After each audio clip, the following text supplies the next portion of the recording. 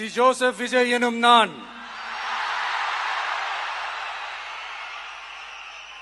தமிழ்நாட்டு அரசின் முதலமைச்சர் என்ற முறையில் எனது கவனத்திற்குள்ளாவதும்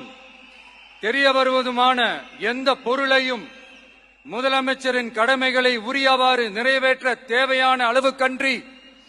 ஒருவரிடமோ பலரிடமோ நேர்முகமாகவோ மறைமுகமாகவோ அறிவிக்கவோ வெளிப்படுத்தவோ மாட்டேன் என்று ஆண்டவன் மீது ஆணையிட்டு உறுதிமொழிகிறேன்.